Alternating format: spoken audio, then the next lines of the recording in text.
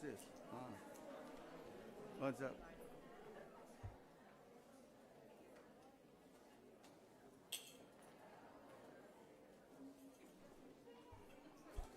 All right, good evening, everyone.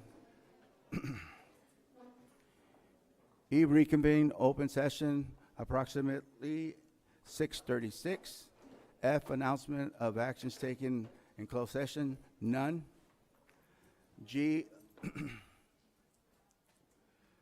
public, the board will take any and all comments from the public related to the items on the agenda or any other item of district business that is not on the agenda. And the first speaker we have is Norma Landeros.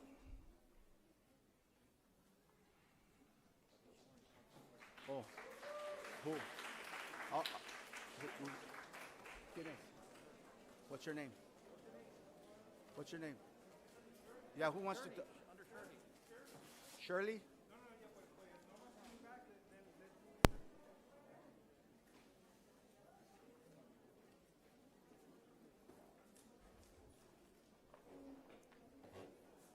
Buenas tardes.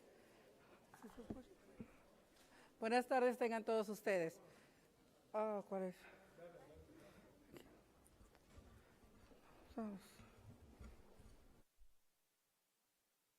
¿Estaba prendido? Estaba. Perdón. En representación de las Crossing Guard, nosotros estamos solicitando o queremos saber cuál es el motivo o razón por la cual no somos clasificadas y en este caso nos sentimos discriminadas. La razón de decir nosotros clasificadas es porque no tenemos los beneficios que tienen todos los empleados, al igual que ustedes como trabajadoras nosotros, pues nos levantamos diario, vamos y hacemos nuestro trabajo, la seguridad de los niños al cruzarlos en la calle, arriesgamos nuestras vidas también con el tráfico, pero nosotros no tenemos los beneficios de los días festivos que nos paguen, vacaciones, pertenecemos a un distrito escolar, somos cualquier trabajador, en ese aspecto nosotros estamos pues discriminadas, o sea, no tenemos esos beneficios. Entonces queremos saber cuál es el motivo o razón. Nosotros tenemos una camiseta que dice que pertenecemos a un distrito escolar, entonces, al igual que cualquier trabajador, merecemos nosotros, considero yo, con el debido respeto, que tenemos que tener ciertos beneficios. Entonces, hay otras personas que tienen menos horas que nosotros dentro de ese distrito escolar, dentro de la escuela, y ellas sí tienen esos beneficios. Nosotros también estamos expuestas, como decía, esté lloviendo, esté el calor, esté lo que sea, el viento y tierra, todo, nosotros ahí estamos. Y nosotros tenemos que cuidar a esos niños, a esos jóvenes que nosotros cruzamos diariamente. Entonces, queremos saber cuál es el motivo o razón por la cual no se nos da esa clasificación. Eso es todo. Gracias. Gracias.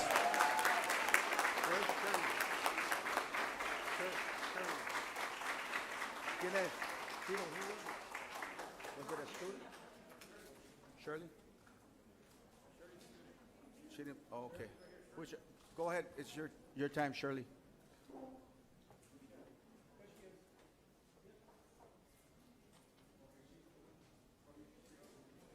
All right.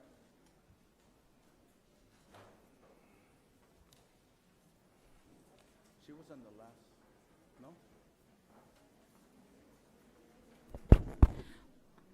Good evening. The only reason I wanted to come and speak here is because I was very surprised and proud of having Yara Araujo, who is one of our high school seniors, being named Imperial Valley Migrant Student of the Year. I asked her if she had been recognized here at board meetings, because usually that's when we have our recognitions. but she hasn't, and that's why I went ahead and wanted to have this recognition for her. She's an ex-Jefferson, and I was her 5th grade teacher. And like I said, I'm very proud of her, and I know that she worked really hard, and I just wanted her to be acknowledged. That's all I wanted. Thank you. Thank you.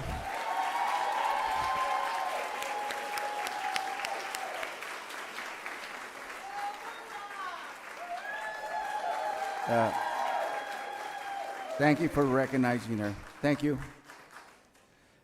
Next one is Jose Guillen.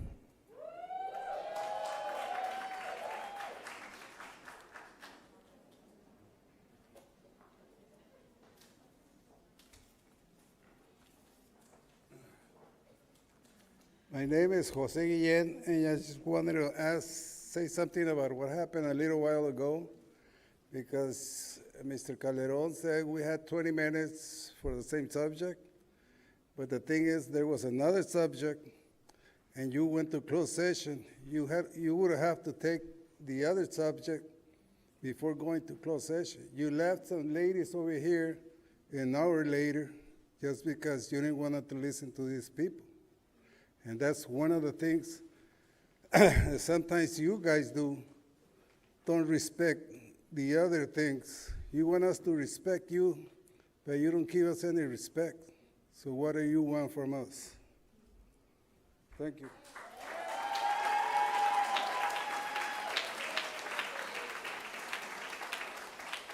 Thank you, Mr. Guillen. Next speaker is Ben Horton.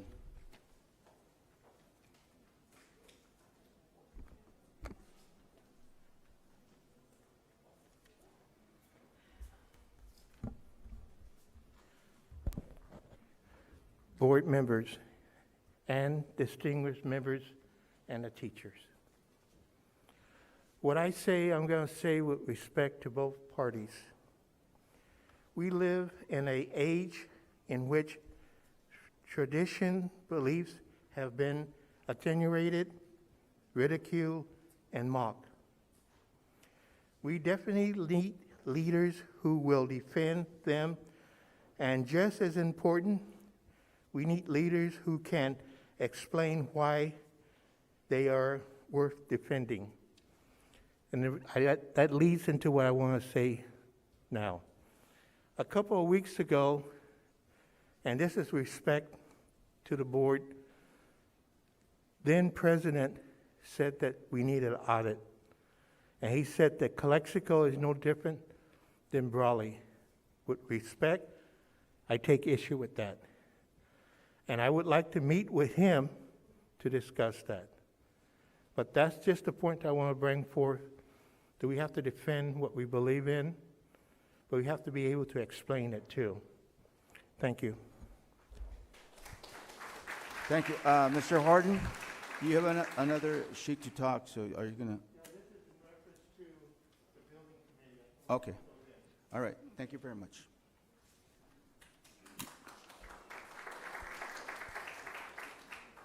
Next speaker is Ángel del Dios.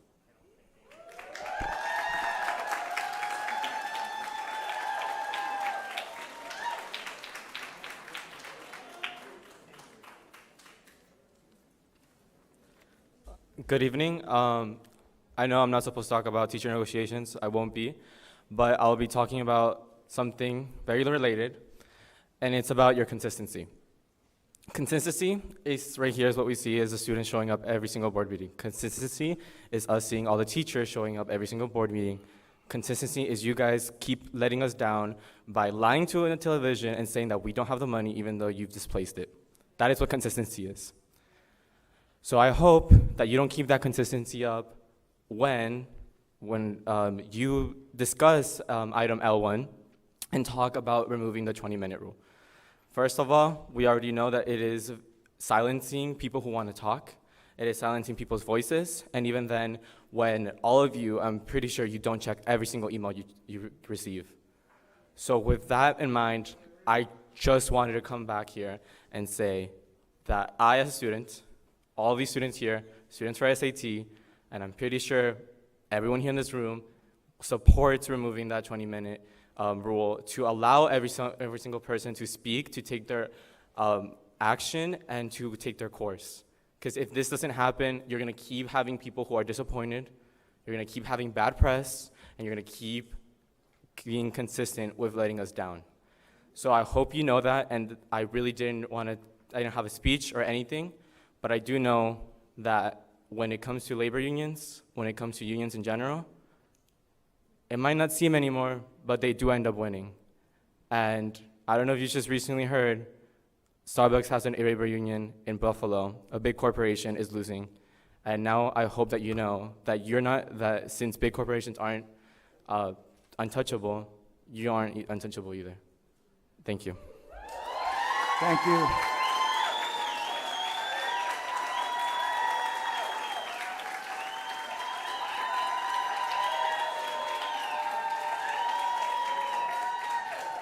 Thank you. Next speaker is Raúl Ureña.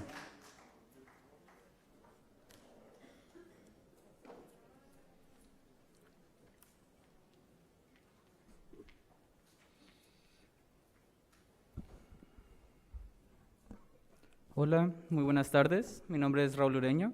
I'm here as a resident of Calexico and a brother to my sister Monique Ureña, a friend of Ángel. I didn't have planned to come up here to speak, but the issue that my colleague Ángel touches on, he touches on a promise that was made a couple meetings ago when I was present, and I've been busy doing my work. I tend to try to keep promises. And this board promised that there would be discussion and a vote on the agenda to remove the 20-minute rule. It's anti-democratic. Some of you call yourselves patriots, but you silence the voice of democracy. Y no está bien. I know the press won't listen to Ángel, but they will listen to me. Y mañana mismo les voy a hablar, porque es lo que dije que iba a hacer. Esa promesa lo va a cumplir mañana mismo cuando cante el gallo.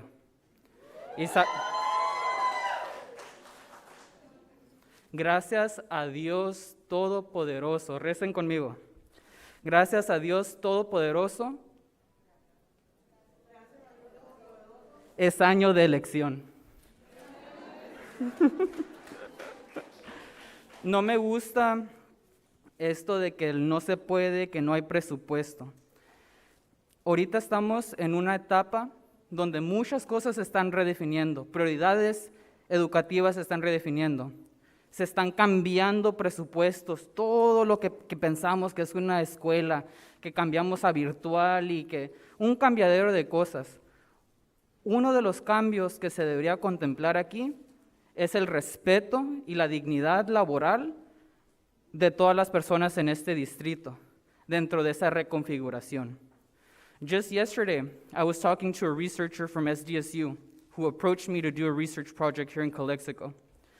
And I was very proud of that. And she asked me, how's education here in the Valley? I want to make sure that my research touches the students of this community. And I said, El Centro is okay, Calexico is horrible. Absolutely shameful. And I don't think you'll gain ground. Y con toda la vergüenza del mundo le tuve que decir la verdad. Porque yo sé si mando a esa persona educada aquí, yo sé cómo le va a ir. Le evito esa vergüenza. Ahorita es cuando, no mañana. Pónganse a pensar más allá than a single issue.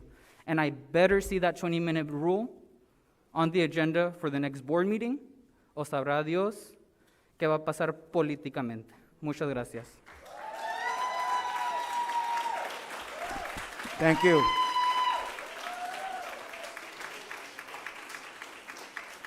Okay, item H, presentation, H1, Willie Moreno Junior High, School Representative Erica Rivera Chong. So,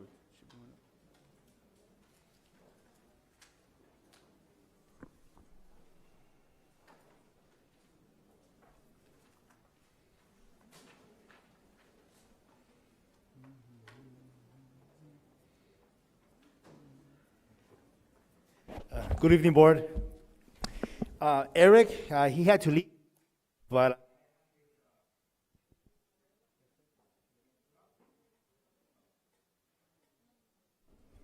okay.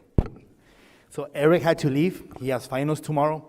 So he left us his what he wrote. May I read it? Yes? Okay. Okay, so hi. Hi, my name is Eric Rivera Chong, and I am the ASB president at Willie Moreno Junior High. I'd like to share some of the activities at Willie Moreno. We have had lots of activities this year, but I will only focus on our December events. First of all, we started off with our toy drive that ended today. We were able to collect many toys that we will donate to children in the community. We also had a door decorating contest last week where several teachers participated. The theme was Christmas movies. All participants did a great job. Santa came to visit Willie Moreno last Friday. He was here for both of our lunches and was available to take pictures with students. Last week, we also had our Holiday Spirit Week where students were able to show their holiday spirit by wearing ugly sweaters, Santa and elf hats, Disney gear, wearing red and white for candy cane, and we had a formal Friday to get ready to take pictures with Santa. Today was our cupcake wars. Students got to decorate 3 cupcakes, 2 in the holiday theme, and show us their expertise. We have 4 judges to choose the winners. It was fun to see how creative they are. This is one of our most popular events. We have this competition during Halloween, Christmas, Valentine's, and St. Patrick's Day. Lastly, we have our reindeer games on Friday after finals. Students will be able to participate in several activities, playing volleyball, basketball, musical chairs, dancing, and karaoke. We also have Aztec News every month where ASB students record themselves to announce activities that are happening at Willie Moreno Junior High. Our Aztec News can also be found in our school website and our school-wide ASB Google Classroom. Thank you. Thank you, Mr. Avila. Thank you, Tim. So, this is on behalf of Eric Rivera Chong. Okay? Thank you. Thank you. We go on to H2, workers' compensation data for the last 5 years.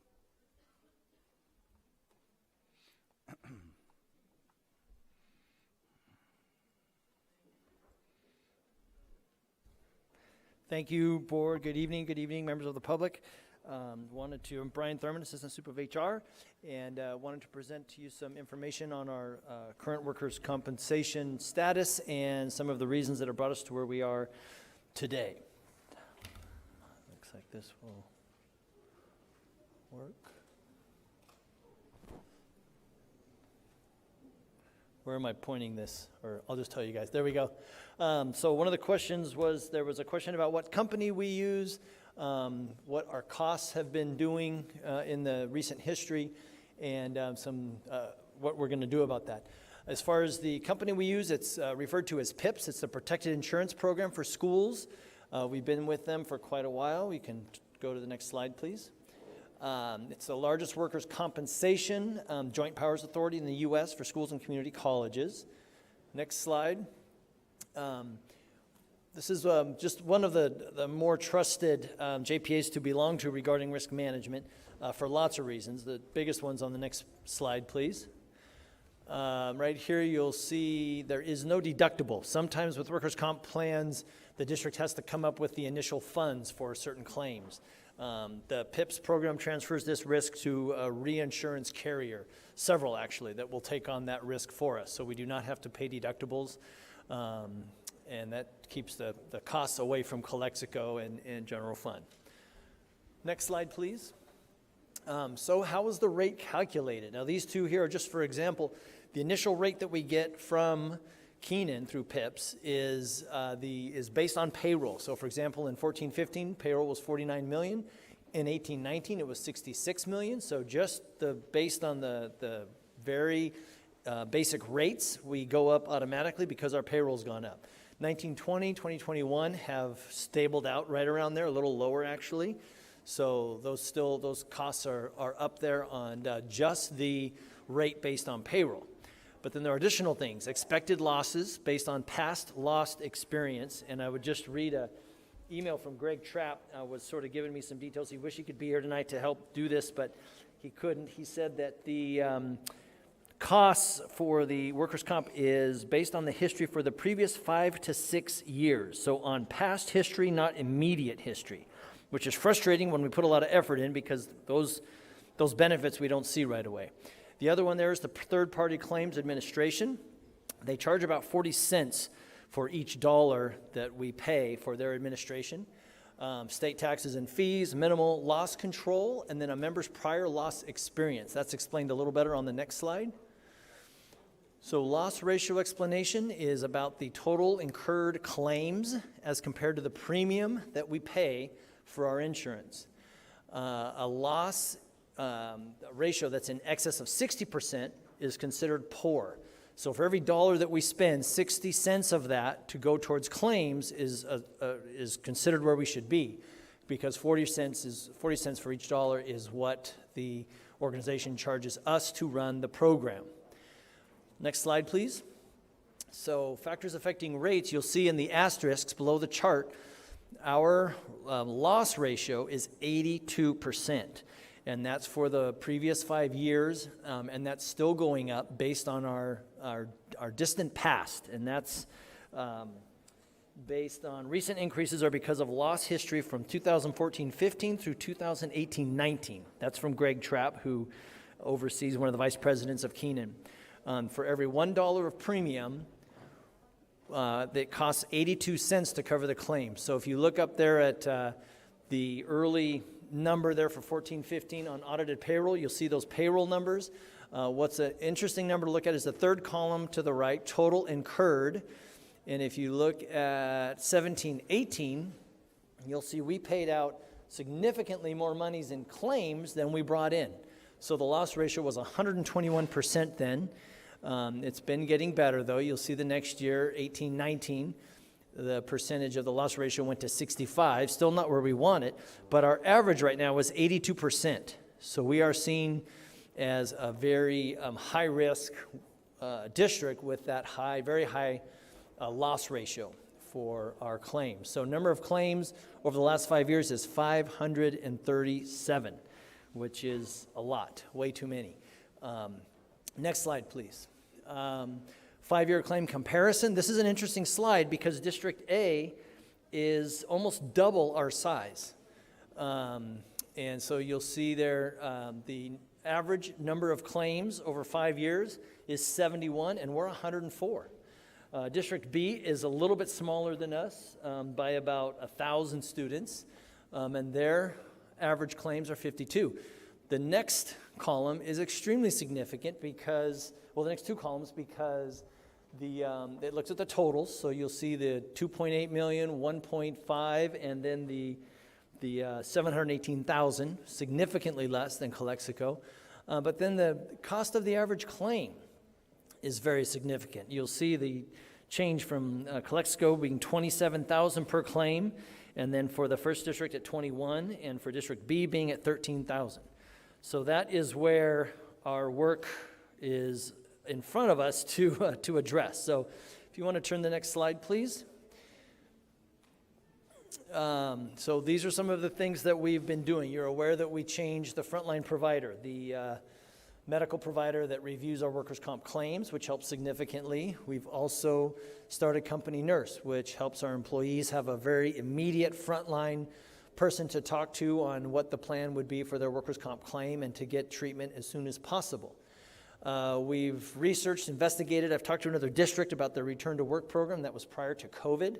So we're looking forward to some of the COVID duties going to the new safety coordinator so we can continue with this effort, returning to work. And that just involves getting employees back to work even in a different capacity, whatever they are able to do, even with their workers' comp injury, just something that's still safe and productive. And districts have had some very good results with reducing their workers' comp claims. The biggest concern right now is that our claims are still going up while our number of claims and those issues have reduced over the last couple of years. But that's why Mr. Trapp has explained that it's your long-term experience that dictates what your prices are going to be. So until we have some history there, he gave me an example of a district that 4 years later, after they had fixed some of these things, started to see a reduction in what they called their X-mod. It's the experience modification. So that's where we're at now, is reinstituting, kind of picking up where we left off on the return to work program. This isn't possible now. It won't be possible next week, but in a month or two, as we're able to support the safety coordinator, we'll be able to return to these things. Of course, there's been discussion of other personnel working in this area. Anything like that would help. I don't believe in looking at what other districts have to do with workers' comp payments, and especially that deductible issue, that it would be a recommendation to switch, because that would involve needing extra reserves, extra funds to pay some of those early deductibles. Questions? That's the last slide. Yeah, I do have one question. Yeah. The return to work coordinator, you said we started on trying to see if we can get one. How long will it take? I would say it'll depend. If we hire a full-time person that's all they're working on, if they're doing sort of risk management with workers' comp, I would say it could be up and running within 3 to 4 weeks, easily. Yeah, because if he or he were only to save us 1%, that would be $1 million, correct? If they were to save what? If he or she were to save us at least 1% of what we paid annually, Oh, gosh. it would be almost $1 million, correct? Yeah, that could be $500,000 or $600,000. And we pay now, what, 6.8? Yes, our At least that's what Ms. Paya said. current one is around $6 million. Yeah. Current premium. Well, I appreciate it, thank you. Okay. That's all I have. Board Thanks. members, do you have anything else? No. All right. Yeah, we'll probably bring it back and try to see if we can hire the coordinator. I couldn't hear you, sorry. We'll probably bring it back and Okay. see if we can help out with it. All right, thank you. Thank you very much.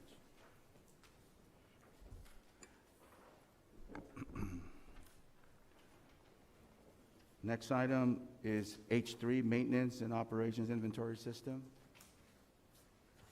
Good evening, board members, staff, and audience. My name is Daniel Campo. I'm Director of MOT, and I'll be presenting on the inventory system that we have and how we purchase stuff for the warehouse and for the district itself. Next slide. So what we do, we purchase and maintain inventory of custodial grounds, HVAC, plumbing, painting, and mechanical and PPE supplies. All that is maintained at the warehouse, and we are distributed as required.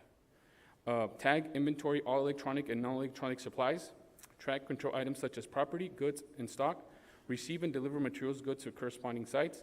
File district-wide capital and fixed asset max. District-wide goods deliveries. Store and maintain records of all sensitive documentation. Next slide. That's what we do, and this is how we do it. So anything that we purchase online from a local vendor is started by a work order.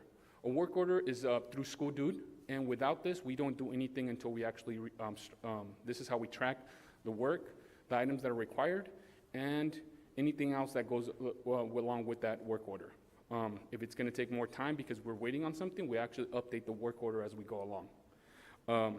If supplies are not available from local vendors, we do require a couple of quotes, at least 1 or 2, depending on what the item is.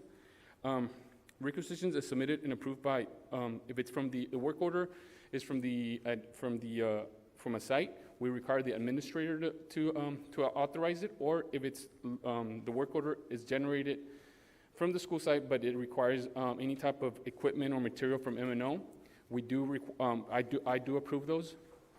Purchase orders are created and approved by the business department. This is after the fact. Acquire items such as using the purchase order, and this is the steps that we do. Warehouse receives item supplies from vendors. Items are verified for inventory purposes.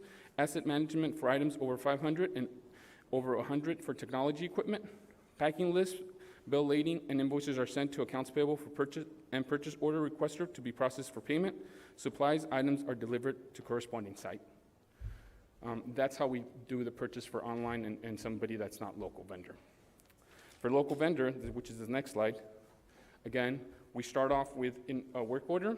If materials are required to complete the work order, items are requested to the MOT supervisor for authorization. And this is how the techs or the staff actually go to Home Depot, Econ, or some of the local vendors. But they do require pre-approval before they actually buy the item. Staff proceeds to obtain material to complete the work order from warehouse stock. If materials is not available, items are purchased from local vendors, Econ, Home Depot, Ferguson, etc., using open purchase. If materials are not available from local vendors, quotes are requested. We go back to step 2 on the other slide. Invoices are submitted to accounts payable for payment. The next slide. So this is an actual sticker, a copy of a sticker that has all invoices and receipt are attached to, and this is how we actually like a second check to verify that each invoice or receipt belongs to a work order. In every single one that we receive is attached to this sticker. Any questions? That's the last slide. Board members, do you have any questions for Mr. Ocampo? Mr. Calderon? So let's say that you need muriatic acid and you don't have any other warehouse. Do you use you mentioned a purchase order. You Yes. guys don't use credit cards? We don't use credit cards except for Home Depot for special orders if they don't have it in stock, and then we do have a credit card that we use for Home Depot. Other than that, everything's done through a purchase order. Through a purchase order. And is the purchase order itemized? Yes. So every single item? Yes, will but say- sometimes when you see it if you actually get the receipt, it's itemized. But when you see it on the report that is presented by the business department, it might be all together as one item, one receipt. But if you actually look at the receipt, it's itemized. It's like if you went and get something at Home Depot. It's exactly the same thing. Okay. All right. Thank you. That's it. Thank you, Mr. Ocampo. Thank you. All right, thank you. Thank you. That's all I have. Thank you, Mr. Ocampo. Excuse me. Consent agenda, all items appearing will be acted upon in one motion without discussion unless an item is pulled for separate consideration and action. Board members, keep in mind that this will take us from I-1 to J2. I'll make a Unless motion. you- I'll make a motion to approve. There's a motion by Mr. Alvarado to approve A1 through J2. No, I-1 through I-12. J1 is the consent items, separate. So the whole thing. Yeah, but we'll go, I mean, we could do it either way, but we're good. All right, well, there's a motion on the floor that Mr. Alvarado is willing to motion to approve I-1 through I-12. Is there a second? I second. Second by Ms. Magallanes. All those in favor, please say aye. Aye. Aye. Aye. Motion passes 5-0. J, consent items, Board Advisory Committees on School Construction, BAC, SC, vetted items. J1, proposal between Calexico Unified School District and the Dial Consulting, Inc. for underground utility service for the district-wide shade structure and playground structure projects. I move to approve. A motion on the floor by Ciro Calderon, second by Romero. All those in favor, please say aye. Aye. Aye. Motion passes 5-0. J2, approval to seek requests for proposals for the district-wide parking lot renovation project. Motion to approve with a quick question? There's a motion on the floor with quick question by Alvarado and second by Romero. Go ahead. Mr. Ocampo, Alvarado. does this also include the parking lot on both sides of the district office? Just the parking lot, correct? Just one side of the district. Just one side? Yes. Is the other side going to get anything done to it? Because the other side, I went, and it is pretty bad also as well. Right now, it's only one side, but if we will look at all the sites, but, and we did have it initially, but then when we went back, we took it off, but we could add it again. That's no big issue, because it's only to request for us to move forward with the project. Yeah, and we're just talking about the parking lot, correct? We're Yes. not talking about no, like, overhead structures or nothing like that, just the No, parking no, lot it's itself? just straight up parking lot. Yeah, correct. Can you look into possibly the other side of the parking lot also as We- well? We will Because- look at it. We'll look at other parking lots, but the ones we identified in the presentations are the ones that have major damage All and right. need attention. Perfect. Mr. Ocampo, Mr. Calderon, Yes. I know there are two parking lots that really need to be completed ASAP. In this case, it would be Rockwood Elementary and the district office. Yes. It's where the cement is actually cracked, and Yes. at Rockwood, there's none. So is there any way that we can put those like on the top of the list, and we do it separately so it can do quicker? Or how can we work on this? Because I don't want anybody to go and be hurt because of the structures. I would need direction from the board to go forward, to divide them, to be able to go forward with that. And if you guys wanted me to go forward with that first, we could do it, but this is an entire project that consists of all the sites. Well, do you need for us just to approve this motion with an added item, like just added like for the structure at the administration and then at Rockwood to be taken care of, at least hopefully over the Christmas break, because I know nobody's there during that time? So to start the process, we need to request proposals so we can put it on the top of the line. Whenever we get the quote back, those can be our top priority projects. And But there's, we still need that request. and there's no other proposal. way to make those priority and get them done quicker? We can get quotes and we'll see, about the bid limits and we'll see if we can get it done. That. Well, I'm okay, if the board is okay, I'm okay with going along with this, but as long as those two parking lots, district office and Rockwood Elementary, if they get priority, I'm okay with that.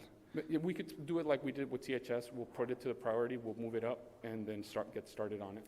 I don't know if that's okay with the board? Yeah, I mean, the sooner the better, I'm just saying, because, you know, Alright. they are bad. No problem, we'll do that. Thank you. That's all the questions. Thank Thank you. There's a motion and a second. There was a motion by Alvarado, second by Romero. All those in favor, please say aye. Aye. Mr. Horton, I have a request to speak. Which item are you going to speak on? L3? Okay, thank you very much. All right, we move on to K, information items. K1, superintendent's report. So good evening, trustees, admin team, staff, and community who are watching live via stream. Just want to report that all of our elementary sites have scheduled parent conferences that took place this month. And parent conferences, again, offer an excellent opportunity for our teachers and our parents to be able to discuss their students' academic progress and needs, which is a wonderful opportunity. Also, the Family Resource Center has worked with several community agencies to provide gifts and donations to several of our Calexico Unified School District students. I do want to give a just shout out to Ms. Hortensia Armendariz and her staff for doing an excellent job in reaching out to our students in need. Thank you so much. Sports, the winter sports competition are in full swing, and our athletes may now apply to clear for spring sports. Students may apply online, or they may also contact our athletic director, Mr. Mariano Velez, for more information. The winter break begins this weekend, and I am sure that all of our families and staff are ready to rest and recharge during the holidays. There will be no classes from Monday, December the 20th through Monday, January the 3rd, and classes will resume on Tuesday, January the 4th. We would like to wish all of you a wonderful holiday season and a happy new year. We hope that 2022 will bring us all peace, joy, and good health. And our next regular board meeting will be scheduled for Thursday, January the 13th at 5 o'clock. Thank you. Thank you, Mr. Gonzalez. K2, Measure V update.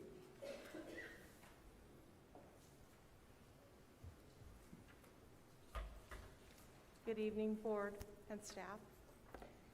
I think I'm the lone wolf that showed up from our project team. I drew the shortest straw. Anyway, on Measure V, we are still meeting with Silver Creek regarding the extended warranty on the elevator.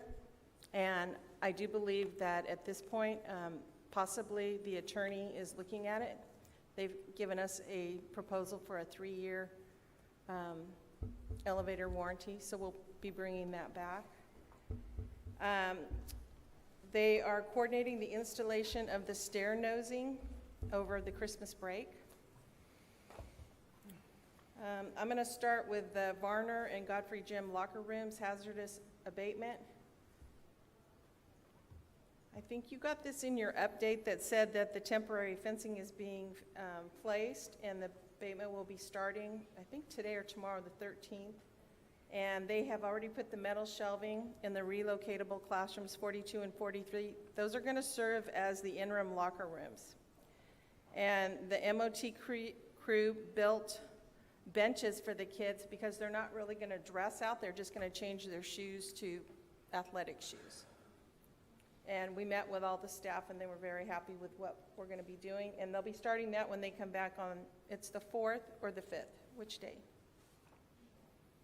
Do they return? 4th? 4th? Okay. Jewel Elementary School, if you drive by there, they have started. They are working on getting the encroachment permits from the city of Calexico. Temporary fencing is being coordinated in place, so you're going to see a lot of action over there. They'll be grading next week after the kids are out. The Cesar Chavez, Mains, and Rockwood, the Borderlink 3 project, they are doing in-plant inspections on those because those lights have to be manufactured back east, so they have to have in-plant inspectors hired. We had a pre-construction meeting on the 9th, and everything is going forward. The electrical infrastructure will be installed during the 2-week break. On the Measure Q high school projects, we have received DTSC approval of the PEA, which is the preliminary environmental assessment work. So that's a really good sign. And starting next week, they'll be taking soil samples for soil characterization. They're going to do that when the kids aren't on campus. And we did meet with the site administrator, Mrs. Williams, and the facilities director, Mr. Ocampo, to begin coordination of how the interim housing is going to roll out for all this construction, who's going to go where, what's going to be built first, so that we can get all this going.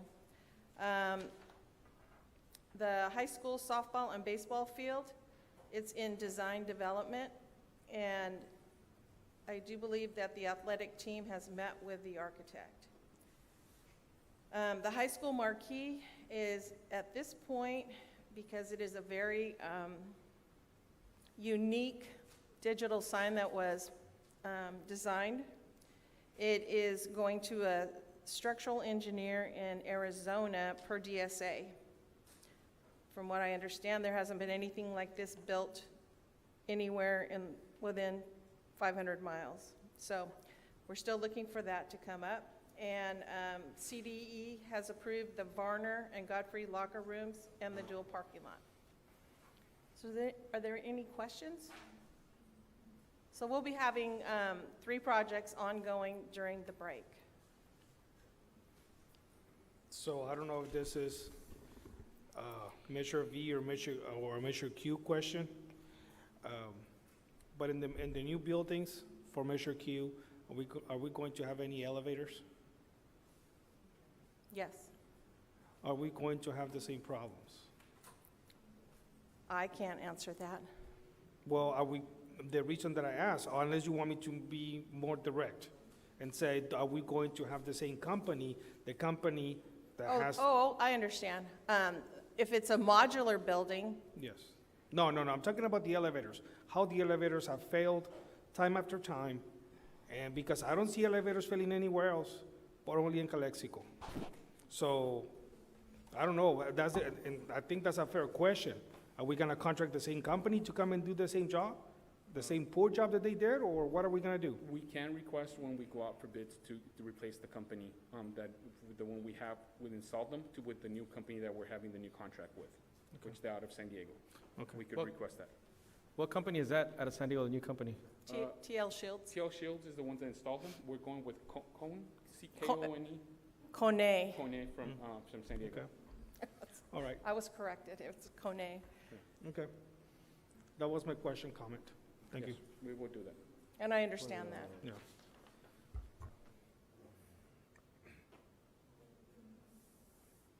Any other questions? Is that it? Thank you. Have a Merry Christmas. Thank you. Thank you, Ms. Desert. K3, Measure Q update.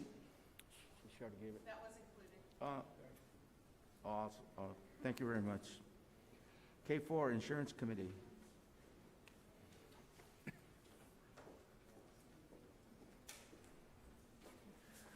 While we do not have another joint insurance committee scheduled right now, we are, last time I was up here regarding the insurance committee, I mentioned we were going to have a insurance information session for CSEA on December 7th.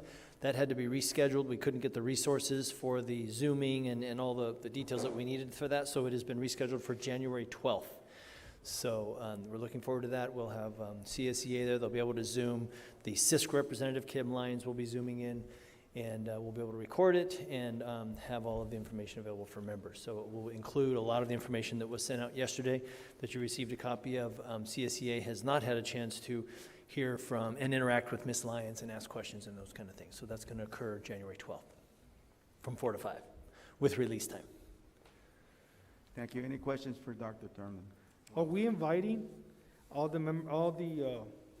members of the memberships that we have, or is it just the leadership of the unions that we have, or how are we doing this? It's all members. So all CSEA members. members are going to have it here. We had the same thing for ACT. Ms. Lyons will, that one we had at the high school, actually. We had a different meeting here for insurance. But this one where Kim Lyons will Zoom in will be in this room. She'll Zoom in on the screen. We'll invite all CSEA members, and if they're working between 4 and 5, they'll have release time to come. Okay, to the because meeting. on the last, you guys had a meeting a couple of weeks ago, or last week, regarding insurance, did you? Not that I know of. A Couple weeks. presentation Presentation. from an insurance company, or from Keenan, or from CISC? No, you mean because of the information that we sent out recently? Or? No, I'm we've just asking. No, we haven't done any presentations recently. No, we scheduled one. We tried to schedule one for CSEA because we got to do that info session for ACT, but we scheduled one for CSEA and we had to reschedule. Okay. So that's scheduled for January 12th. Well, I think it's very important that everybody's invited and that everybody knows that they have a say Right. in this process. Absolutely, yeah. It's part of the reason we got all that information out to everybody recently, so that they can look at that and come with questions possibly, because those meetings are interactive, so they can talk with Ms. Revore or Ms. Lyons as well. So, good, thank you. Yeah, Dr. Thurman, because some of these information in the insurance committee is very valuable, especially some of the programs that they have is a lot better than what they currently have also as well. And I think that's something that needs to be put out there also as well. And if there's any questions or any doubts, that way they could go ahead and be answered at that time. So that's something that I think it's going to be valuable and stuff like that, and hopefully everybody does attend. Yes, absolutely. I appreciate you bringing that up. Some of those specific programs, well, all those specific programs came up when Ms. Lyons was presenting about the CISC program, because they don't compare to anything we have in our Anthem Direct plan right now. So they're definitely beneficial. Thanks. I just have a comment on your the information you sent us. That was good to give scenarios for our staff to look at how much they would pay in the event that they were involved in an accident or cancer or whatever the case might be. Right. I think that spells it out for our staff to understand where we stand as far as the insurance costs and so forth. And thank you for that. No, thank you very much. And thanks to ACT, they're the ones who came up with that list of different possible scenarios that could come up. So they came up with that list. We handed that to Keenan, and they priced them all out for us to give that information. So very helpful. Yeah, thank you. Thank you again. Any other questions? No? All right. IBROP. Our IBROP, November 18th to December 14th, 2021. Career specialists continue to communicate with teachers via email to offer services. Career specialists facilitated a virtual resume workshop to 8 CHS students on November 18th. Career specialists is facilitating a career assessment workshop for 7th and 8th graders at William Moreno Junior High School. IVRP is offering a virtual work-based learning opportunity via Global Health Squad to a total of 5 Calexico school students that takes place in Honduras. The 6-week volunteer telemedical course began in October 27th and will end on December 15th. On December 8th, students will be able to job shadow a doctor in Honduras and participate in assessing the patients. Career specialist assisted one student in their resume on December 31st via Zoom. Assistance in planning for regional CTE advisory meeting breakout session, health science and medical technology on November 18th. Met with CTE facilitator Mr. Jaime and assistant principal Mr. Leva to discuss having CSA career specialists return and being stationed on campus and future possible activities for career specialists can do, such as to do check-ins with employers at a WBL site. Upcoming events, regional CTE advisory meeting, breakout session, business and finance, art, media, and entertainment, hospitality, tourism, recreation, marketing, sales, and service, fashion and interior design, December 7th to 2021 via Zoom from 3:30 to 5, IVRP CTE. And that's all I have. Thank you. I do want to mention before we go on that this opportunity that it gave our students to be able to shadow doctors in Honduras, it's a great opportunity for our students. Again, thank you to all the ones that are participating. Safety Committee?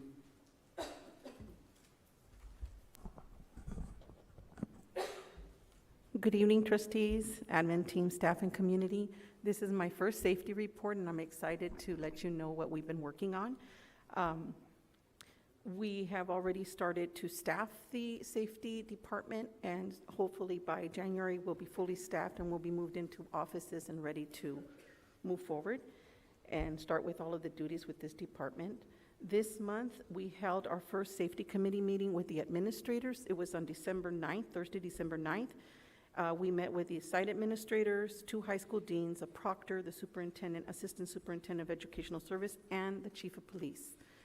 We had scheduled the fire department, but we will reschedule them in January. During this meeting, we reviewed the components of the site safety plans, and they turned in a draft to me. So every site has turned in a draft of the site safety plans. We discussed the need for reunification plans. So we have site safety plans. What we have to put in place is reunification plans. That being said, the chief of police went over tactical responses in the event of an incident. So all of our administrators are now aware of what the job will be when the police department and any other law enforcement agency enters site in the event of any type of emergency incident. So aside from that, we also discussed the formation of a district safety committee, and today was the first step. So that was the assignment of 2 board members. Thank you very much. I'm looking forward to working with both of you. And we'll also have in that committee, it'll be composed of some site administrators, certificated, classified staff, proctors, parents, students, and administrators. So I'd like a piece of every component, every stakeholder within this district safety committee. And our first meeting, I hope, will be scheduled by February. And I say hope, that being said, on how many committee members were able to get on board. But February is the goal to have our first district safety committee. In regards to COVID reporting and vaccination clinics, I've already started to work with Mr. Alvaro Ramirez. He's the Imperial County Safety Department Coordinator. We started talking about how COVID reporting takes place, what I need to have in place. And then we also talked with the state and with the local health department regarding organizing vaccination clinics here that are local at our sites so that our parents have the opportunity to come in and vaccinate any child or any family member over the age of 5, or also provide booster shots for any child over the age of 16. So that's going to take place in January. They have identified 5 sites, 5 elementary sites that we'll be working with. More to come on that in January. Aside from that, we're also working with the state in regards to additional funding to help pay for COVID testing, any staffing that we might need for COVID. So that's also going to take place within now and January. And the next steps will be to set up a meeting with the fire department in regards to training for reunification systems. what I would like to see is that our reunification system, our incident command center, matches the same plan that the fire department has. Because if we work together with the city, we don't have to have mixed messages, and it'll just be streamlined. So that's the goal, to have a streamlined system. And hopefully have the fire department come in and also train our administrators on what an incident command center is and what that system is. And then our second safety committee meeting with administrators will take place January 11th from 1 to 4:30. Again, the goal of this is to go over reunification plans and to have the final safety plans turned in so that by February we can present them to the board. And then lastly, let me see here. I'm also going to be investigating the program. It's called I Love You. It's also a different type of reunification plan that El Centro is using. So I'd like to talk to the safety committee, or I'm sorry, the safety coordinator in El Centro to go over what pros and cons they've experienced with this specific plan to see if it's something that we might want to use. And then lastly, in January, I'm going to start walking the sites to discuss their safety plans, to see if there's any needs that each individual might have in regards to whatever it is that they need in their plans. So I'm ready to entertain any questions, concerns, anything that you might have. Thank you. Any questions? Thank you. Thank you very much, Mrs. Nguyen. LCAP committee?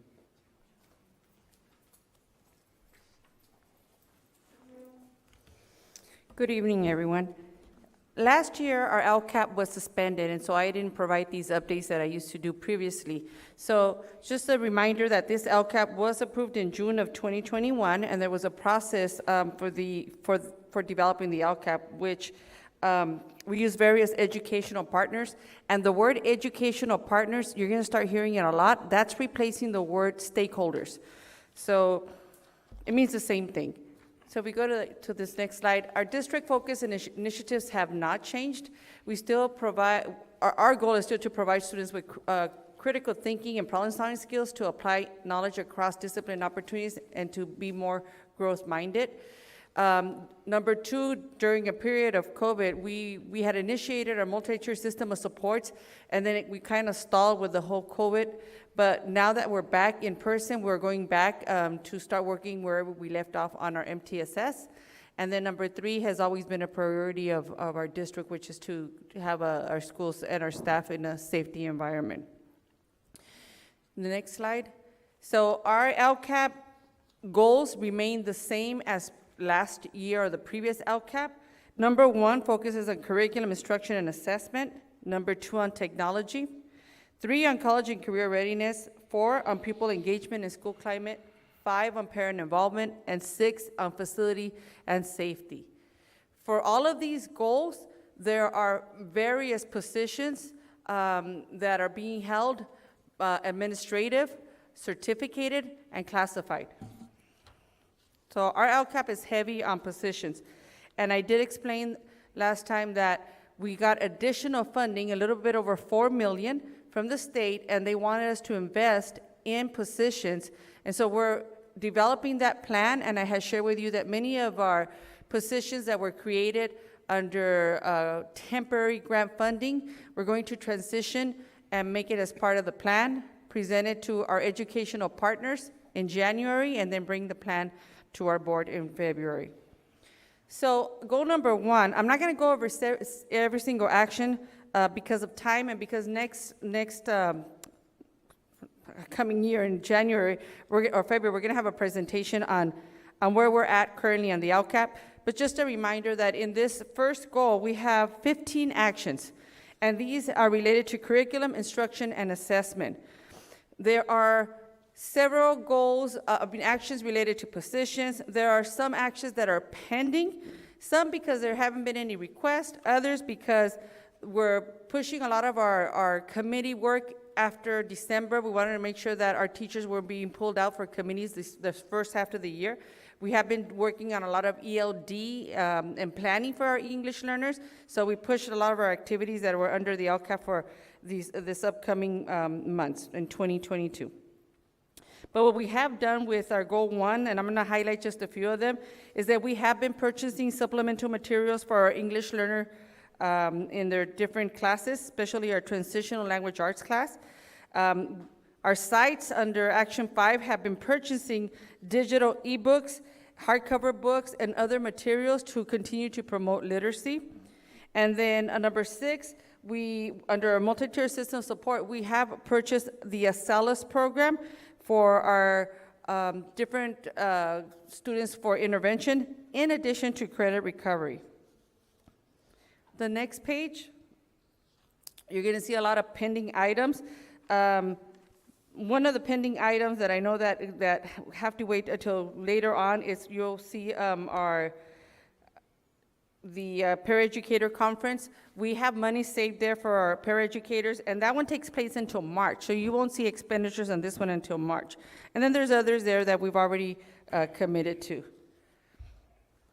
If you go to the next page, last action here, we've been funding our instructional aids and the supplies for our transitional kindergarten classes under action 15.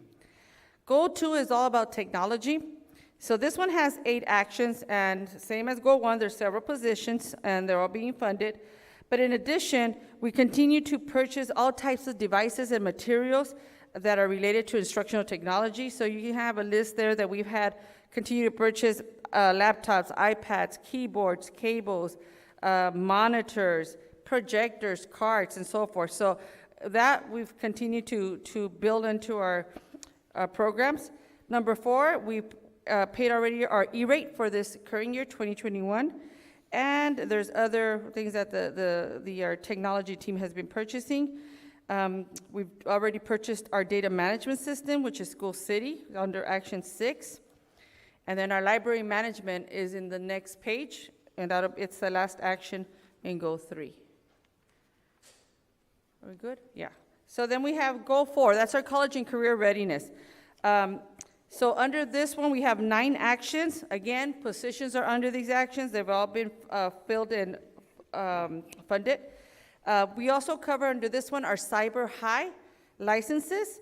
And that's for credit recovery for our students. On number 4, you have a list of all the CTE items that we purchased under Goal 4. Under Goal Action 4, we have each teacher in CTE gets $10,000 to purchase materials. So this is probably my longest list because every teacher is ordering all types of activities. So we listed some of the things that we purchased for auto shop, the fire class, the Navy classes, the law enforcement, ag, our medical terminology classes, and so forth. So it's a long list of materials. Welding is there. So every single CTE teacher has this funding for materials. Unlike a classroom where you have textbooks that last 7 years, for these type of classes, every year we have to refurbish the materials because it's a lot of hands-on. Under Action 8, school sites have been purchasing a lot of items to promote college and career readiness. So they purchased college-bound T-shirts for students, water bottles with the message of going to college, portfolios. The one thing that's pending is field trips. Those tend to be they take place towards the end of the school year. Next page, we have Goal 4. This one has 18 actions. Again, under this one, we have all kinds of positions, and they've been filled and funded. But in addition to these, one of our greatest concerns and challenges that we have is attendance. And it's made it more difficult this year than others. So we continue to provide attendance and engagement incentives. So our staff at the different sites are purchasing different kinds of little trinkets, pencils, and certificates, plaques to promote attendance and engagement. We also have PBIS, or positive behavior incentives, built into action number 6. So our sites have been also purchasing items under that one. Next page, page 10. Our athletics program is under Action 7. So we've been funding all sites, all kinds of activities. So this includes, it could be equipment such as balls, vest, even inflatable needles. And then at the high school, you see more paying for referees, for subscriptions, for tournaments, software, registrations, and so forth. So a lot of activity on action number 7.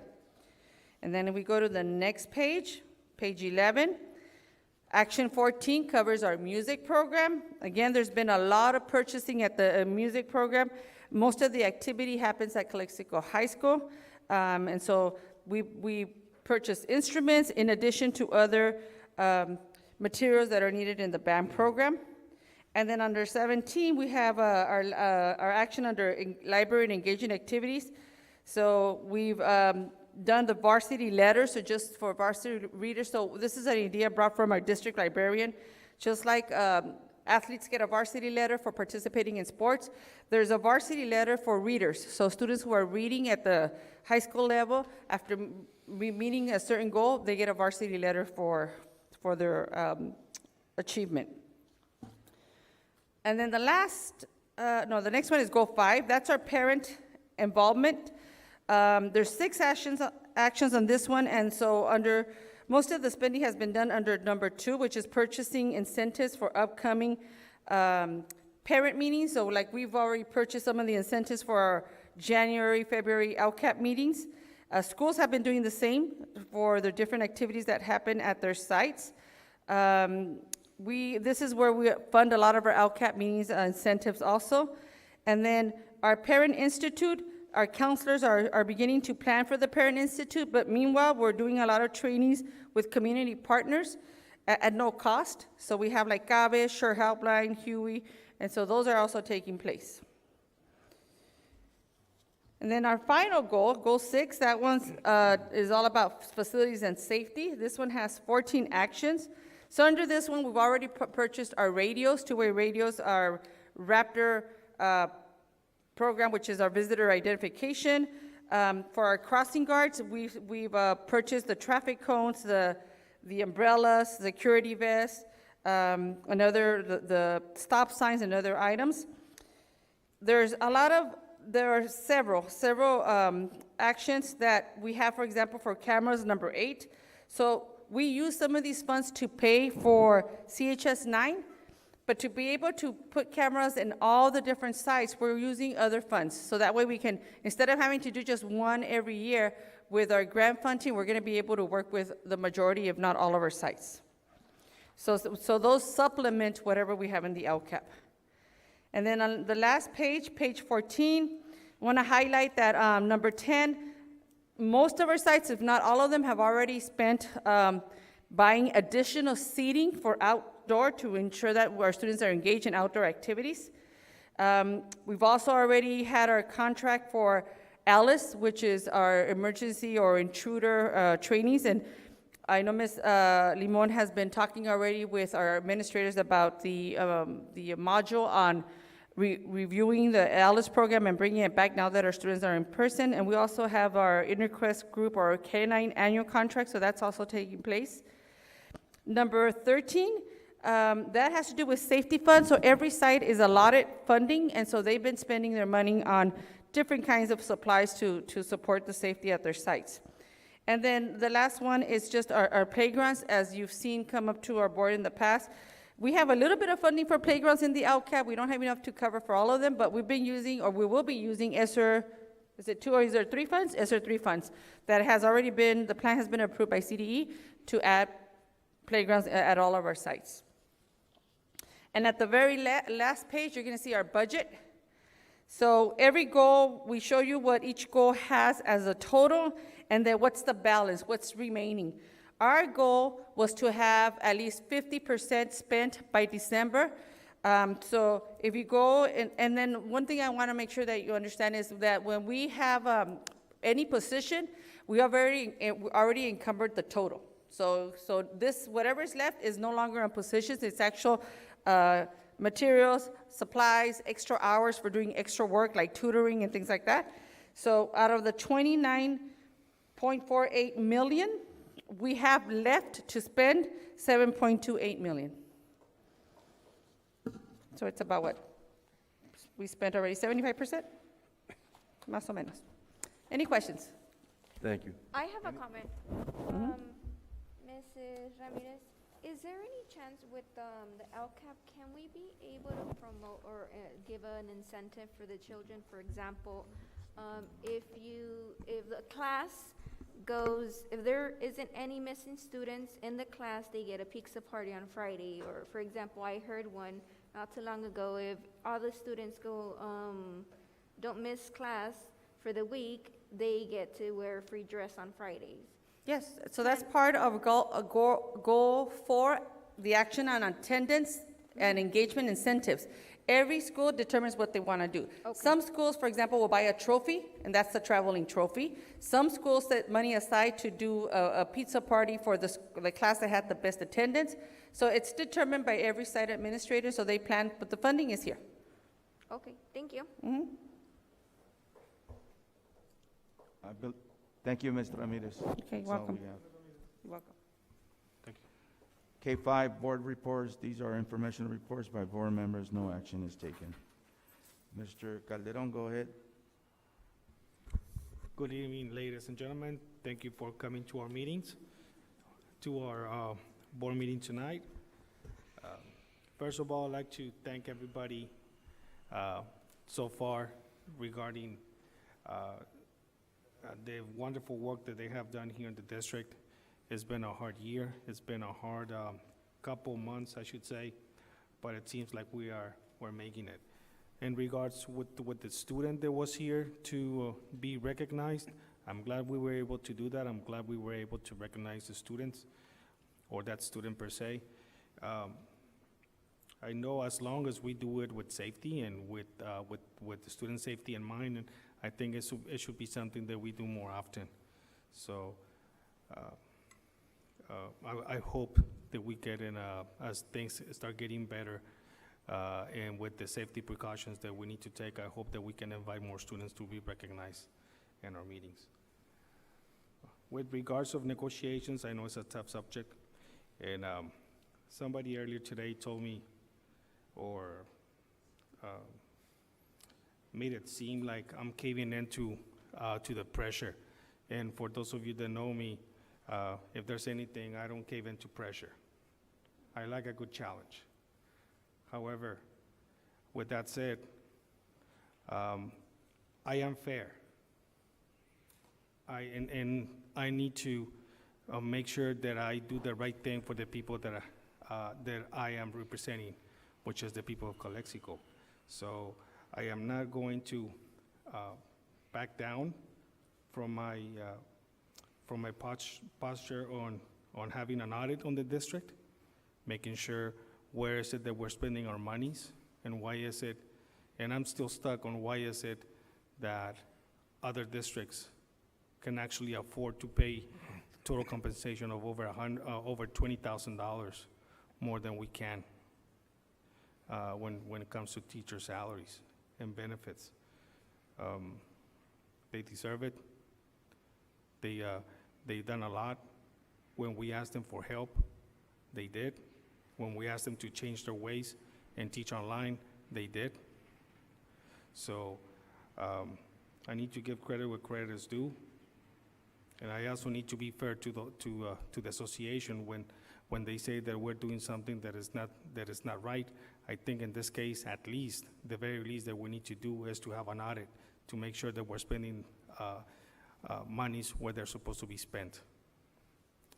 Thank you, Mr. President. Thank you, Mr. Calderon. Mr. Romero? I want to thank all of you for joining us tonight and for all your hard work. And I know it's been a very difficult year, but you guys have been stellar. And I want to wish you a Merry Christmas. Thank you.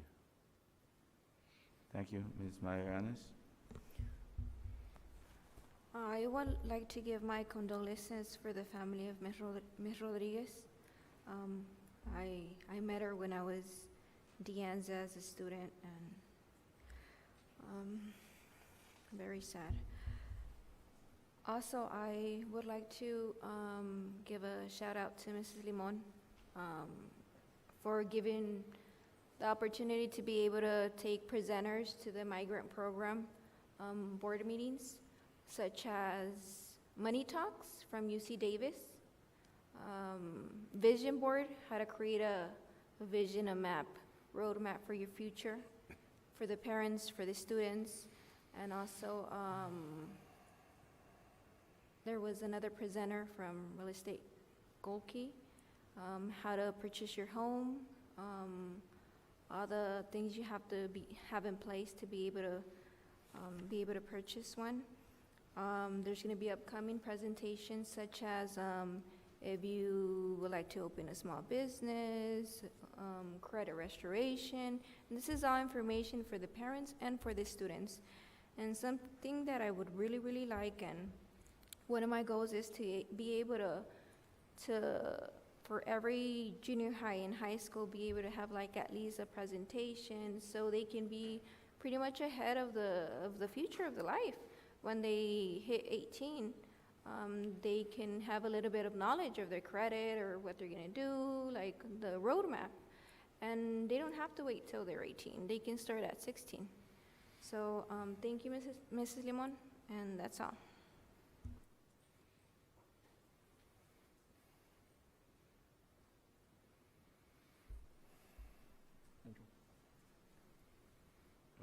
Thank you, Ms. Magallanes. Mr. Alvarado? Thank you guys for attending tonight's meeting. Just along the same lines, I just want to wish everybody, their families, their friends, your loved ones, Merry Christmas. Be safe out there.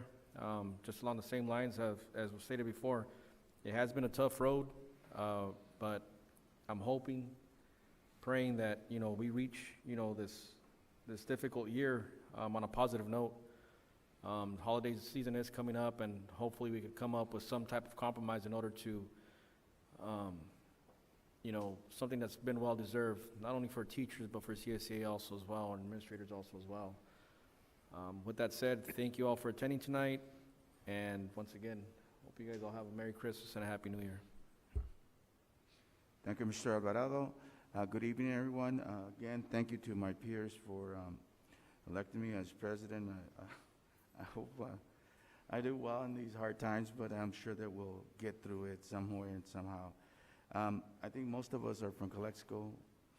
It's our passion to make sure that Calexicans get the best education and so forth. So hopefully we can come to an agreement, open communications, and be able to settle this.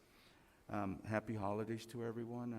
We won't see you until next year, and I hope everybody is safe. And just enjoy the time with your family. And that's all I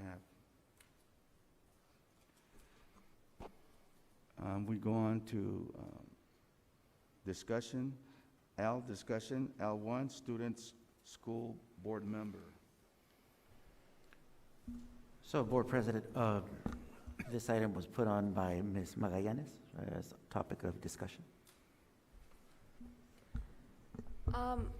What was it, 1 week ago, 2 weeks ago, I was in a CSCA conference, and I was trying to get into a class where it was all students. I wasn't aware that there was student school board members, but I do remember Mr. Alvarado mentioning that. So I think this would be a great opportunity to be able to have students be able to participate with here in the board. We already have students here sitting down in our board meetings.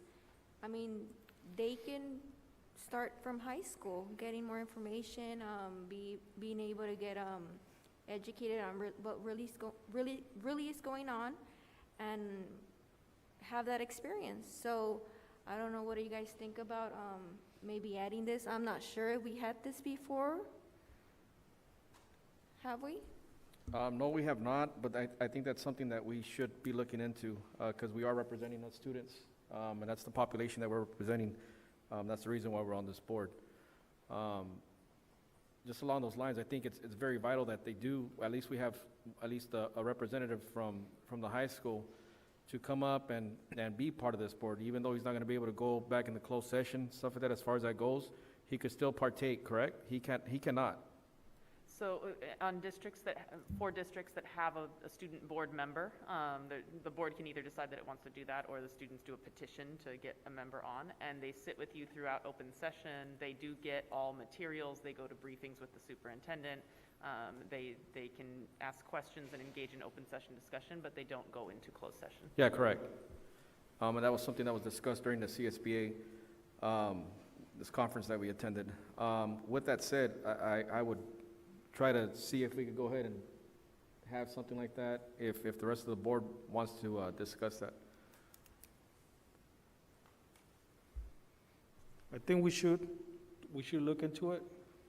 I like the idea, and as long as, like I said before, as long as we follow the safety protocols regarding COVID, I think it will be a good idea to start the process right now, so next school year in August, we can get a board with a student board member present. As far as my input, I believe it should be followed up, and we can look at it in the near future. Richard, do you have anything? Yeah, come up with a plan and then we could discuss it down the line. It appears to be viable.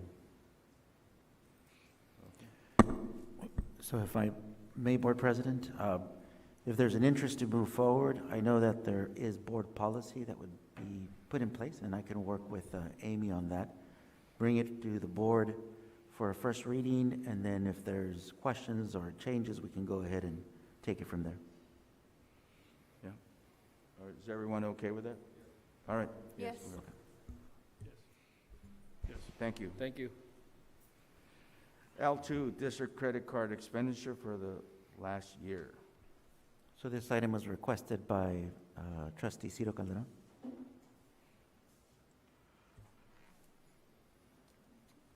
Cito?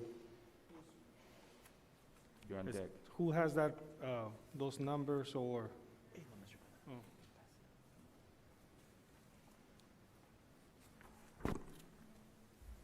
So no presentation, nothing like that, just, okay. The reason that I wanted to talk about credit cards is because we are about the only district that has, I don't know, Maria, can you answer this question? How many credit cards do we have? Thank you.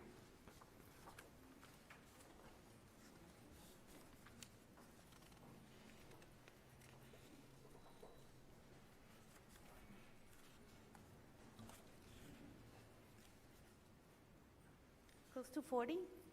40 credit cards. Close to 40, almost 40. Yeah, you have the summary of who has a credit card Mhm. under the Yes. paperwork provided.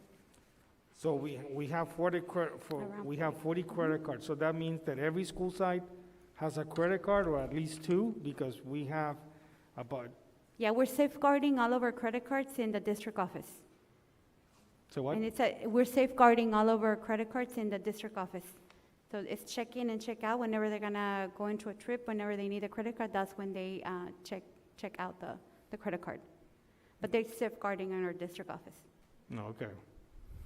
So for somebody to use a credit card, they have to go to the district office and check it out. Correct. So if they check out a credit card, then it's only supposed to be used for a purpose, right? Exactly. So Which is then- mainly for our trips, whenever they go in and Okay, to a trip. so is that after we approve the field trip or the conference? Or is it before people can actually make reservations with those credit cards before we approve the conference? No, so we have a travel request procedure that we follow, and all of our conferences are also approved by the board. Well, again, the question is, should people make reservations before we approve the conference request or after? After, but it is occasions where, for example, we have a limited time, and we, for example, getting ready to have a board meeting, but with the exception that for sure there's going to be a cancellation. We're going to be able to cancel. If the item doesn't get approved, we're going to be able to cancel within 24 hours. So sometimes we do have to make reservations because of whenever the next board meeting is and for emergency. But then we go ahead and just make sure that those have a cancellation, 24-hour cancellation when we do that. Just clear that the only travel that the board approves are travels out of state or for students who are staying overnight. For local travels, or even if someone travels to Sacramento, San Diego, we don't get board approval. That's our internal travel process, and so I oversee the internal travels. So they have to submit all the paperwork with all the information on it, and then I approve. A lot of them, if they're gonna request subs, I have to check to make sure that we don't go above our sub every day. So not all travel requests come to the board, only out of state and students traveling or staying overnight. Yeah. No, because somebody made a reservation to the PLC in Phoenix, which is out of state. So we had talked about that, and we don't need to repeat that. My point is that if the board is going to be required to be signing in and out these credit cards, which I agree, because it's for accountability, then should everybody else be following the same procedures? And that's correct. The only thing they can use a credit card is to reserve hotel rooms, especially when they're traveling out of state. But they need to make sure that they can have the opportunity to cancel within 24 or 40 hours, which is what most hotels do. But for airfare and registration, especially when it's out of state, we tell them they cannot until it's been approved. Okay, well, Only hotels, that's the only thing that they can reserve. well, we need to, like I said, if we're gonna follow those same protocols, which I agree with that, then so everybody else, okay? So in this thing about 40 credit cards, I've been to I've called other districts, and nobody has heard about the district having credit cards except for a couple, not 40. So I don't understand why we have 40 credit cards. That opens the door for a lot of, I'm not gonna say illegal expenditures, but maybe expenditures that could have been done in a different way. So I don't know how the rest of the board feels. That's my opinion. I am allowed to have an opinion, whether I am right or wrong. I am still allowed to have an opinion. I think 40 credit cards, it's a lot of credit cards for us to have. Yeah, and the history of that is we didn't used to have credit cards. We actually brought this to the board. Ms. Maya Randall brought it back in the days, and because I was already here. And I think the reason why they were brought in was because when we did travels, a lot of teachers, myself, whoever, would have to go and put on their own credit card for the hotels. And that's the only reason, because we don't charge it. It's more of just to have it in place when you go in and check in to the hotel, but it wasn't used for any other reasons. But that was the only reason why that came about. And we don't circumvent the purchase order procedure. We have very, very strong policies and procedures when it comes to credit cards. And then why have 40 credit cards then? We have around 36. But yeah, it's all the, if you want to read it, it's all of the administration. And then if they go to a trip and they have to present the credit card, and the majority of these hotels, they do ask you for the name on the credit card. It's just more safe for them to have a credit card. But all of them, no one has the credit card themselves. They are safeguarding at the district office. Okay. Thank you. Thank you, Mr. President. Any other questions, board members? No? Okay. L3, Board Advisory Committee on School Construction, BACSC, duties, responsibilities, and we have one speaker on this. Mr. Horton, you're on deck.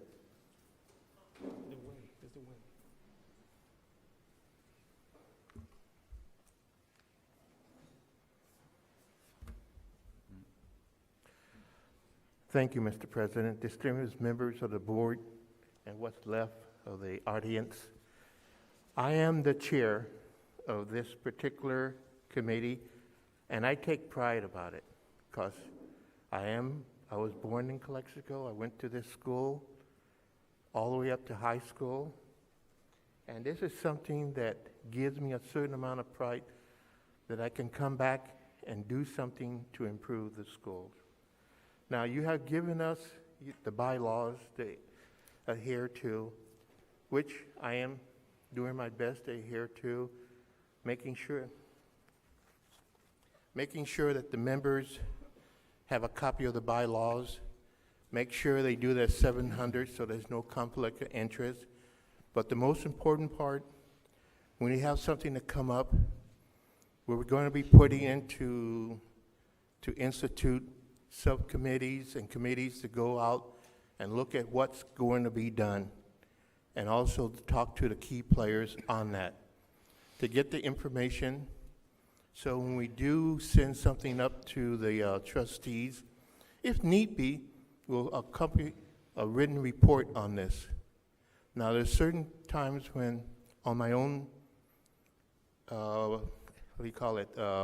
desire, I have looked into some of the materials that are going to be used to build, not just to find out, but to go online, to even talk to people in other cities that have used it.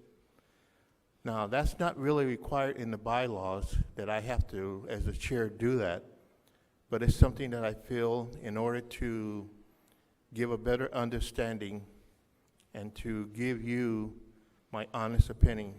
Now, there will be times, and I have tried to make all the meetings, if need be, I'm willing to get up and explain the reason why certain things were voted on and done. Now, there was one meeting I wanted to be here, but I had just the day before got out of surgery. But I did look at it on YouTube. And so I want to say I am honored that the board has given me this ability. And if you have to come after me, I try to put myself to a higher standard than expected of me and not excusing myself for any reason. Now, if there's any questions that you want to ask me about procedures, protocols, or whatever, I'm here standing before you that you can ask me. And if I don't have the answer, I'm not going to play with you and say, well, this is that. I'm going to say, I don't have the answer, but the next meeting I will have the answer. And I think that's something that you will learn to expect from me, being the chair of this particular committee. If there's any questions, feel free to ask. Well, I think I'm the one that put this on the agenda, if I stand corrected. The reason why I put it on is the last time I think we attended the meeting, I told you I think it'd be a good idea if the board president was part, since he's going to be the one that's going to be approving. I think that would be great for the board president to be on there present and have any other alternate that needs to be on that. With that said, that's the reason why I brought it up, because I think that's something that the board president should be on there, since he's the one that's approving, the agenda and stuff like that. That way he's a little bit more, as far as, how can I say it? He already knows what's going on. So if there's any questions from any of the board members, he could go ahead and just tell them at that period of time. I understand that there's 2 board members on there. We should come back and do it. But I feel, and this is something, like I stated before, Mr. Horton, I discussed this last time with you guys. I said, I think it's pertinent that a board president be sitting on that. With that said, I think we should bring it back. And if the rest of the board is in agreement, I don't know how the rest of the board feels, to go ahead and select the 2 new people that are going to be on there. If that's me stepping down, I'll step down. That way they go ahead, the board president could be on there. But I think it's important that the board president be on there present during these meetings. I concur. I think it's very important. And if you want to, I don't know if you can vote on it today or bring it next week in the agenda, put it on the agenda to make it, you got your counselor here. She can put. This is a discussion item only. Okay, so it's discussion. So we'll have to put on the agenda for the next meeting, but in reference to your point, I concur. And there's no argument about that, because I believe that this board works at the pleasure, and I use the word pleasure, and I want to enforce that, at the pleasure of the trustees. And we're not here to supersede the trustees or to go around them. If there's any questions, please ask. If I don't have the answer, I'll get the answer for you. And I like I said, I put myself to a higher standard, and I want to make sure that's understood.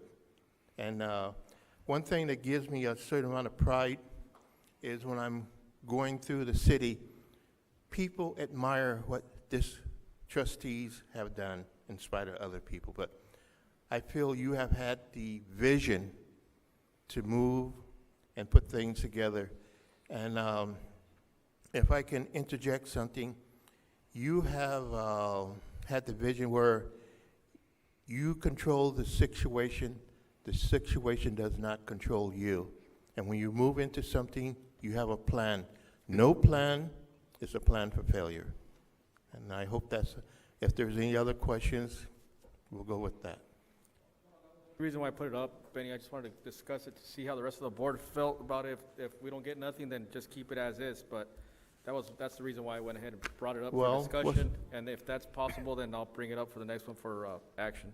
And then if it's going to be on the agenda for the next meeting, I'll be one of your strongest, let's say not opponent, supporter. Gotta watch how I say things. Supporter of this. So you have a supporter in the chair. And I hope that means something to the board. It means something to me to give my word out to something. And if there's any other questions? Well, yes, I do have a question. So I don't understand. All right. I don't understand why, I mean, you kept saying, you said right now that you're not above the board, yet you want to bring items to us in consent agenda, meaning that we should just approve it, which is not the case. I think your proposals on this BAS committee, they should go on the regular agenda and not on a package. Right here, you had 2 items that you wanted to approve it, just as a consent agenda. I don't think so. I mean, that's just my opinion. Okay. Let me talk. I am talking. You talk. Now let me talk. Let me say my piece. Please. So, although I do respect what this committee does, because this committee will give us the assurance that every single penny that we spend on that item is going to be well spent, I think in the end, we need to be able to say yay or nay on that decision. Now, there has been a couple of projects that have come up to our approval that they wanted us just to approve it like that, and when we didn't, then it creates some confusion and some trouble for the board. So I don't understand why it is on the consent agenda instead of just on the regular approval agenda. Okay, are you finished? Can I speak too? Have you had a chance to read our bylaws, sir? No?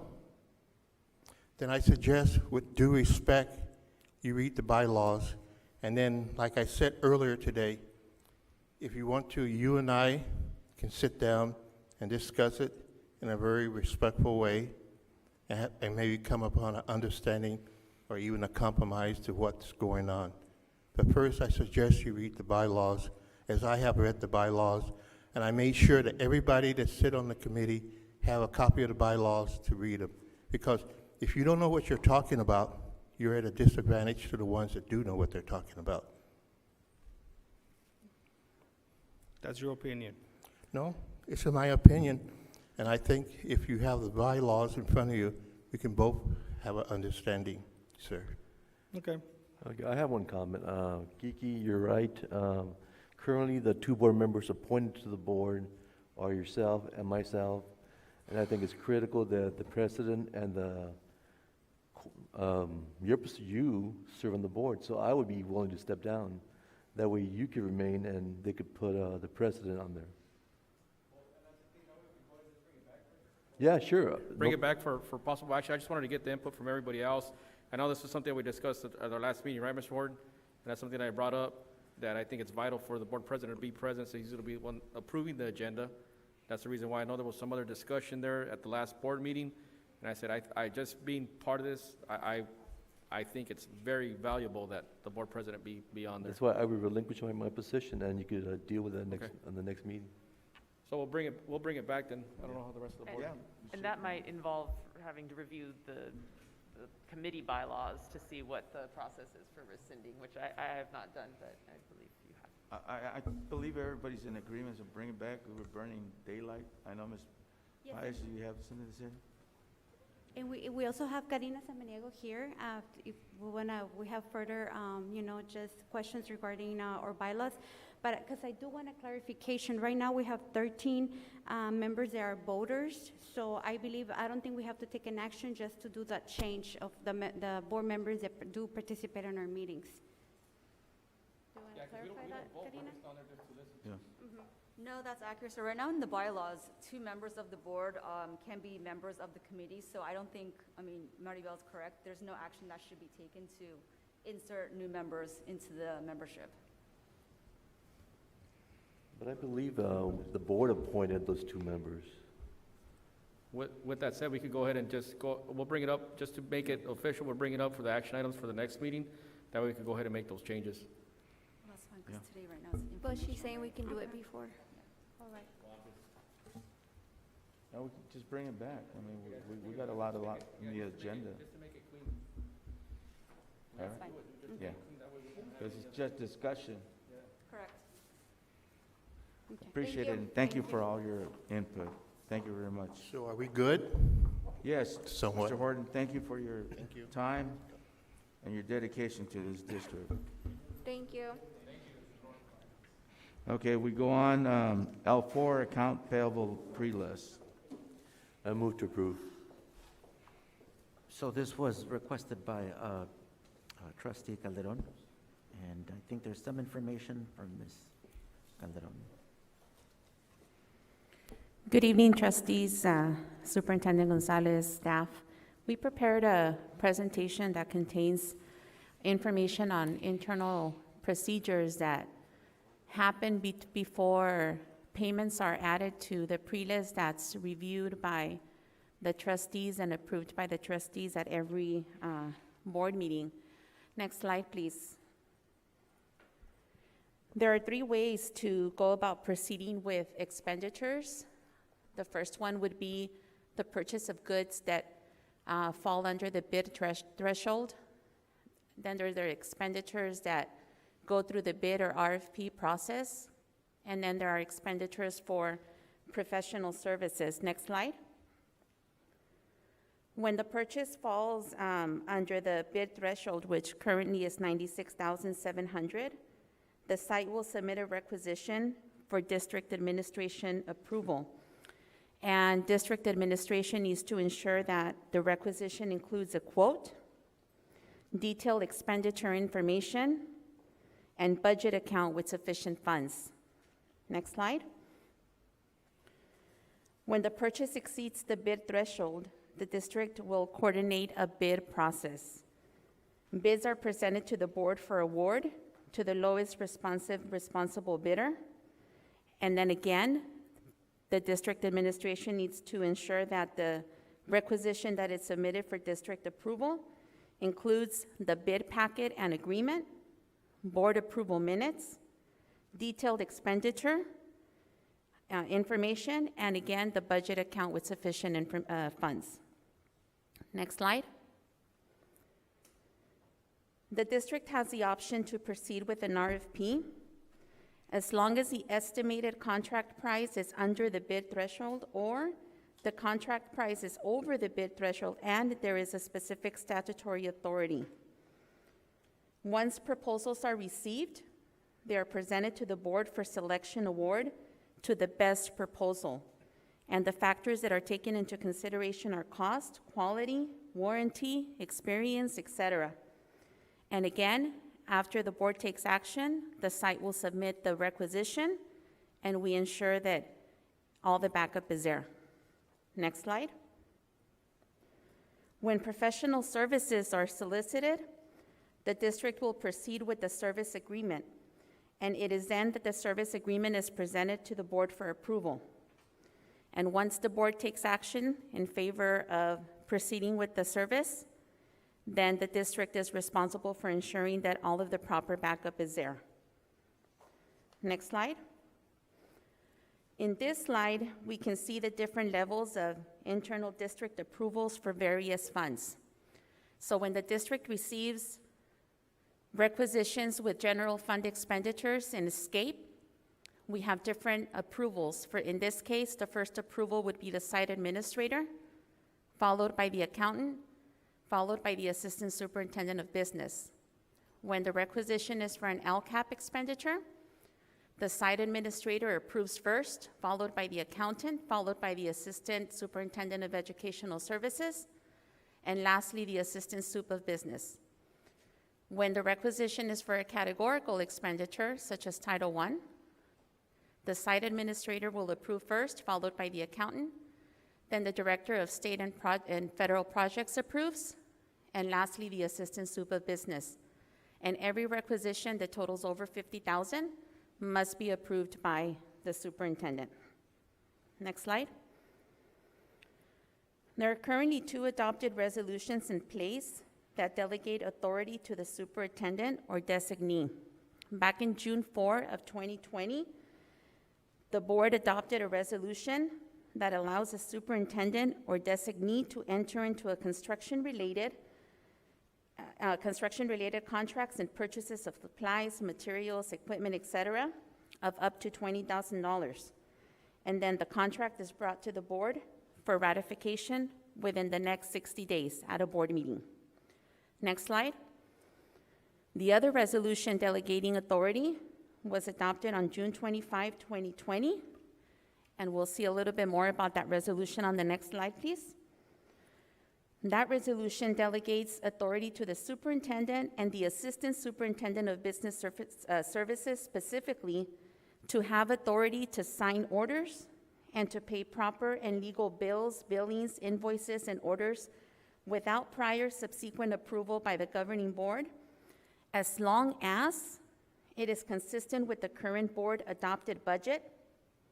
District administration exercises great care and diligence with regard to payment and adheres to established careful business practices, as long as payment and signing is consistent with board policies, that a maximum of $500,000 for each payment, alternate payment schedule of more than a month, as long as payments to agreements that were previously authorized and entered into under established board policies, payments are reported to the board at its next regular meeting as an information item, such as a pre-list that is brought to you at every board meeting, and that the district is operating with an approved budget and is in good standing with the county superintendent.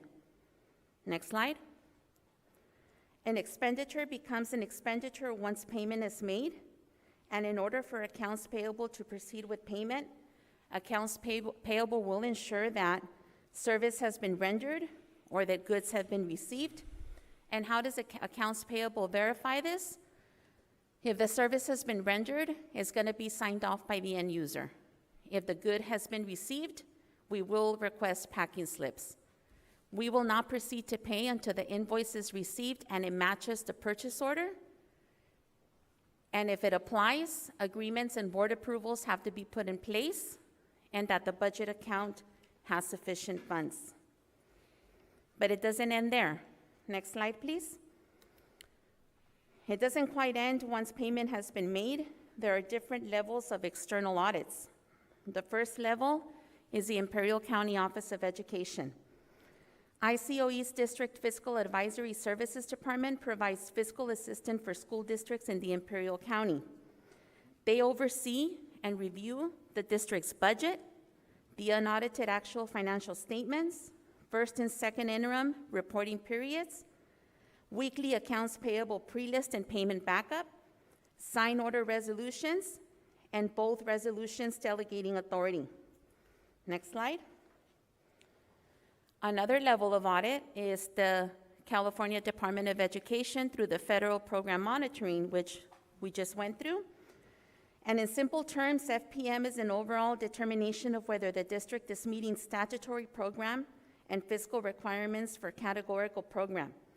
This is to ensure that the district is spending the funding as required by law, and they do this by obtaining evidence about the amounts and disclosures in the district's financial statements. Next slide. Another level of audit is through the independent audit firm of CPAs and advisors. In this case, currently we have a contract with Wilkinson Hadley King, and they audit the district's financial statements of each fund on an annual basis. The auditors ensure that the district presents these financial statements in accordance with the accounting principles generally accepted in the U.S., which include the design, implementation, and maintenance of internal control procedures that are free from material misstatement, whether due to fraud or error. The auditor's responsibility is to also express an opinion based on their audit by obtaining evidence about the amounts and disclosures in these financial statements. Next slide. And the business department is very proud to say that for at least the last 7 years, the district has encountered 0 audit findings in its procurement process. That's it on the presentation. This is what happens behind the scenes prior to a payment being added to the pre-list that you review and approve at every board meeting. Any questions? Thank you. Excellent report. I have a question. So if we have a contract, let's say $80,000 a year, and per year. So it's a multiple-year contract, 3 years. So if that contract goes, so if they pay over 120, now what is the process then? Because the contract only says $80,000. The threshold is 96,000, but the services where they needed to be 120. So then what happens? If it's over the bid threshold, then we have to go out to bid and go into agreement through a bid process. Oh, The only exception would be if we are part of like a joint powers of authorization, then that would exclude us from going out to bid. But if it's over the bid threshold, we have to go out to bid. okay. Even though it's a 3-year, let's say 3-year contract, so you add them up, it's more than 120, but this is yearly, it's only 80,000 or something like that, so, It goes by contract, by the amount of the contract. yes, And the threshold is only 96, so, 96.7. No, but I think what he's asking is the RFP was already awarded to this company, saying that this company went over what the contract was for. If the contract, is that what you're asking? That's what you're asking right now, correctly? kinda like that, so what We don't go over our contracts. Are you sure? We can't, no. Okay. If the agreement calls for a specific amount, we have to stick to that amount. Okay, so another